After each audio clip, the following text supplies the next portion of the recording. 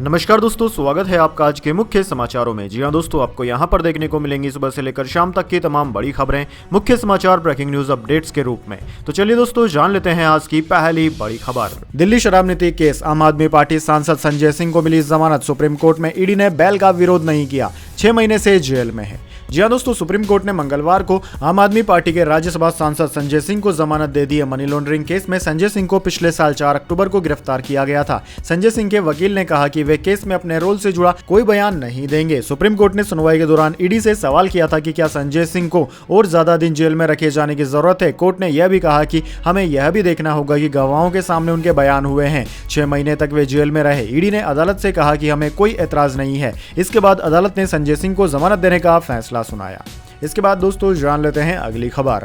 भ्रामक विज्ञापन मामला, रामदेव ने सुप्रीम कोर्ट में माफी मांगी। अदालत ने कहा यह मान्य नहीं, सरकार से सवाल, आंखें क्यों मूंद रखी है। जी हां दोस्तों, भ्रामक विज्ञापन केस में सुप्रीम कोर्ट ने मंगलवार को बाबा रामदेव और पतंजलि आयुर्वेद के मैनेजिंग डायरेक्टर आचार्य बालकृष्ण को जवाब दाखिल करने के लिए आखिरी मौका दिया। अदालत ने कहा कि 1 हफ्ते में जवाब दाखिल कीजिए। अगली सुनवाई 10 अप्रैल को होगी। अदालत ने कहा कि सुनवाई पर रामदेव और बालकृष्ण मौजूद रहे। आज सुनवाई के दौरान रामदेव के वकील बलवीर सिंह ने कोर्ट से कहा कि योग गुरु माफी मांगने के लिए यहां मौजूद हैं, भीड़ की वजह से कोर्ट रूम नहीं आए। अदालत ने एफिडेविट देखने के बाद फटकार लगाई और कहा कि यह प्रॉपर एफिडेविट भी नहीं है। इसके बाद दोस्तों जान लेते हैं अगली खबर। अमित शाह बोले प्रधानमंत्री और राहुल गांधी में कोई तुलना नहीं। मोदी ने 23 साल से छुट्टी नहीं ली। कांग्रेस नेता गर्मियों में विदेश चले जाते हैं। जी हां दोस्तों, गृह मंत्री अमित शाह ने मंगलवार को कहा कि प्रधानमंत्री नरेंद्र मोदी और कांग्रेस नेता राहुल गांधी के बीच कोई तुलना नहीं है। मोदी ने 23 साल में एक भी दिन अपने काम से छुट्टी नहीं ली। राहुल गांधी गर्मियां आते ही विदेश चले जाते हैं। कांग्रेस पार्टी उन्हें 6 महीने ढूंढती रहती है। अमित शाह बेंगलुरु के प्लेस ग्राउंड में आयोजित शक्ति केंद्र प्रमुख सम्मेलन में भाजपा नेताओं और कार्यकर्ताओं को संबोधित कर रहे थे। उन्होंने कहा कि मोदी ने 23 साल तक मुख्यमंत्री और प्रधानमंत्री के रूप में काम किया। अब तक उन पर 25 पैसे के भ्रष्टाचार का भी आरोप नहीं है। अमित शाह ने कहा कि दूसरी तरफ भ्रष्टाचार का यह घमंडिया गठबंधन है। मनमोहन सिंह और सोनिया गांधी के नेतृत्व में कांग्रेस के 10 साल के शासन के दौरान 12 लाख करोड़ रुपए का घोटाला और भ्रष्टाचार हुआ। इसके बाद दोस्तों जान लेते हैं अगली खबर। पीएम मोदी बोले तीसरे टर्म में फ्री बिजली का है टारगेट। देश में आग लगाने की बात करने वालों को चुन चुनकर साफ कर दो, राहुल को कहा शहजादा।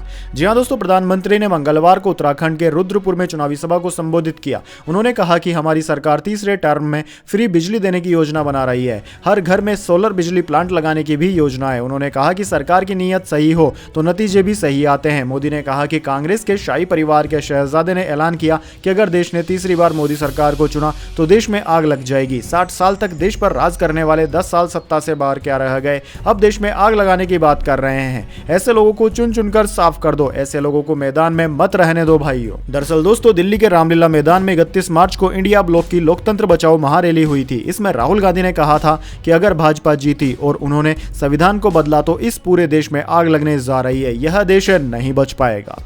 इसके बाद दोस्तों जान लेते हैं अगली खबर। प्रधानमंत्री मोदी की मजबूत बॉर्डर पॉलिसी से चिढ़ा हुआ है चीन, सीमा विवाद पर बोले किरण रिजिजू। जी हां दोस्तों, अरुणाचल प्रदेश और लद्दाख को लेकर चीन और भारत के बीच सीमा विवाद चल रहा है। चीन ने हाल ही में एक बार फिर से अरुणाचल प्रदेश को अपना हिस्सा बताया। हालांकि भारत ने चीन के इस कदम को सिरे से खारिज कर दिया।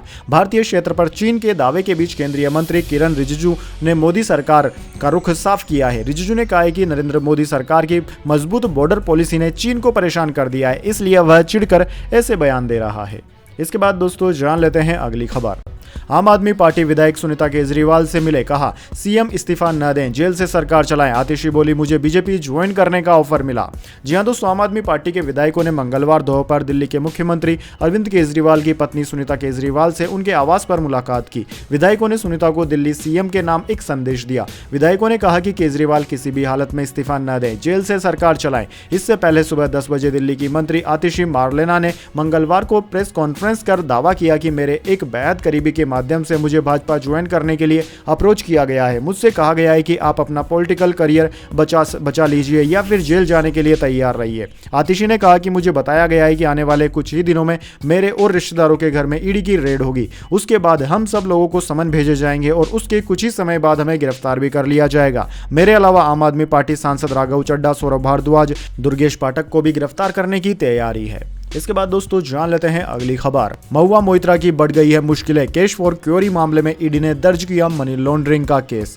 जी हां दोस्तों, टीएमसी नेता महुआ मोइत्रा की मुश्किलें लगातार बढ़ती ही जा रही है। केस फॉर क्यूरी मामले में ईडी ने उनके खिलाफ केस दर्ज कर लिया है। ईडी की तरफ से टीएमसी नेता के खिलाफ मनी लॉन्ड्रिंग का मामला दर्ज किया गया है। दोस्तों आपको बता दें, इस मामले में लोकपाल के आदेश के बाद केंद्रीय जांच ब्यूरो सीबीआई पहले से ही जांच कर रही है। लोकपाल ने सीबीआई को 6 महीने में रिपोर्ट सौंपने को भी कहा है। Foreign exchange managing act FEMA यानी कि फेमा के मामले में मोइत्रा से सोमवार को ईडी पूछताछ करने वाली थी, लेकिन उन्होंने एजेंसी को चिट्ठी लिखकर पेशी के लिए 21 दिन की मोहलत मांगी थी। हालांकि ईडी ने महुआ मोइत्रा को एक्सटेंशन देने से इनकार कर दिया था। जांच एजेंसी ने मोइत्रा को नया समन जारी किया है और उन्हें 7 दिन बाद पूछताछ के लिए बुलाया गया है। इसके बाद दोस्तों जान लेते हैं अगली खबर। प्रधानमंत्री बोले, राम मंदिर पर कांग्रेस ने देश को डरा कर रखा, भव्य मंदिर बना, दीपक जले आग नहीं लगी, मोदी मौज करने के लिए पैदा नहीं हुआ। जी हां दोस्तों, प्रधानमंत्री ने राजस्थान से भाजपा की चुनावी अभियान की शुरुआत की। जयपुर के पास कोटपुतली में मोदी ने कहा कि यह पहला चुनाव है जब भ्रष्टाचारी मिलकर भ्रष्टाचार पर हो रही कार्रवाई रोकने के लिए रैली कर रहे हैं। दोस्तों इस सभा के जरिए नरेंद्र मोदी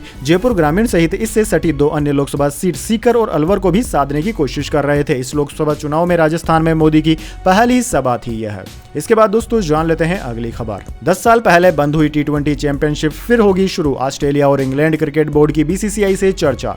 जी हां दोस्तों, इंडियन प्रीमियर लीग के साथ ही पहले एक और T20 चैंपियनशिप का भारतीय क्रिकेट फैंस के साथ पूरी दुनिया को इंतजार था। चैंपियंस लीग को 10 साल पहले बंद करने का फैसला लिया गया था। अब इसका मजा फिर फैंस को उठाने का मौका मिल सकता है। दरअसल दोस्तों, भारत, ऑस्ट्रेलिया और इंग्लैंड के क्रिकेट बोर्ड 10 साल पहले बंद हो चुकी champions league club T20 championship को फिर शुरू करने के लिए आपस में बातचीत कर रहे हैं। आखिरी बार चैंपियंस T20 लीग का आयोजन 2014 में हुआ था। चेन्नई सुपर किंग्स ने कोलकाता नाइट राइडर्स को हराकर खिताब जीता था। उस समय भारत से 3, ऑस्ट्रेलिया और दक्षिण अफ्रीका से 2-2 और पाकिस्तान, वेस्ट इंडीज और न्यूजीलैंड से 1-1 टीम ने इसमें भाग लिया था। इसके बाद दोस्तों जान लेते हैं अगली खबर। राजस्थान पुलिस अकेडमी से 12 सब इंस्पेक्टर हिरासत में, पेपर लीक में SOG की कार्रवाई। जयपुर में सभी ट्रेनी SI को मुख्यालय ले गई टीम। जी हां दोस्तों, SI भर्ती परीक्षा 2021 में पेपर लीक और डमी कैंडिडेट के मामले में स्पेशल ऑपरेशन ग्रुप SOG की टीम एक बार फिर राजस्थान पुलिस अकेडमी RPA पहुंची। मंगलवार सुबह करीब 9:30 बजे पहुंची टीम ने 3 घंटे तक आरोपियों से पूछताछ की। इसके बाद 15 ट्रेनी SI को डिटेन किया। इनमें 2 महिला और 13 पुरुष सब इंस्पेक्टर शामिल हैं। जांच एजेंसी को पूर्व में गिरफ्तार ट्रेनी SI से कई अहम जानकारी मिली थी। इसमें सामने आया कि RPA में ट्रेनिंग कर रहे कई और ट्रेनी SI ने परीक्षा में अपनी जगह डमी कैंडिडेट बिठाए थे। सभी को डिटेन कर SOG मुख्यालय ले गई है। इसके बाद दोस्तों जान लेते हैं अगली खबर। इलेक्शन कमीशन का लोकसभा चुनाव से पहले बड़ा एक्शन, 5 राज्यों में 8 DM और 12 SP के तबादले का आदेश। जी हां दोस्तों, निर्वाचन आयोग ने मंगलवार को 5 राज्यों में 8 जिला अधिकारियों और 12 पुलिस अधीक्षकों के तबादले का आदेश जारी किया है। आयोग ने कहा है कि मुख्य निर्वाचन आयुक्त राजीव कुमार की अध्यक्षता में निर्वाचन आयुक्तों ज्ञानेश कुमार और सुखबीर सिंह संधू की अध्यक्षता में हुई बैठक में आयोग द्वारा की गई नियमित समीक्षा के तहत यह फैसला लिया गया। हस्तांतरित किए गए सभी अधिकारियों को तत्काल अपने कनिष्ठ अधिकारियों को प्रभार सौंपने के लिए कहा गया है। आयोग ने साथ ही कहा कि जिन अधिकारियों ने इस्तीफा दे दिया है उन्हें लोकसभा चुनाव के पूरा होने तक कोई चुनाव ड्यूटी नहीं दी जाएगी। इसके बाद दोस्तों जान लेते हैं अगली। पाकिस्तान बोला, भारत हथियार बढ़ा रहा, इससे साउथ एशिया को खतरा, हम पर अचानक हमला कर सकता है, एक्शन नहीं लिया तो तबाही की वजह बनेगा। जी हां दोस्तों, पाकिस्तान ने मंगलवार को भारत पर हथियारों का जखीरा इकट्ठा कर साउथ एशिया की शांति को बिगाड़ने का आरोप लगाया। संयुक्त राष्ट्र संघ UN के एक कमीशन की बैठक में पाकिस्तान ने कहा कि साउथ एशिया का सबसे बड़ा देश इस वक्त बड़े पैमाने पर हथियार बना रहा है, इससे इलाके की सुरक्षा को खतरा है। पाकिस्तान के प्रतिनिधि मुनीर अकरम ने UN में डर जताया कि भारत उन पर अचानक हमला कर सकता है। अकरम ने कहा कि भारत ने कोल्ड स्टार्ट जैसे युद्ध लड़ने की नीतियां अपनाई है, जिससे पाकिस्तान पर अचानक हमले का खतरा बढ़ गया है। खबर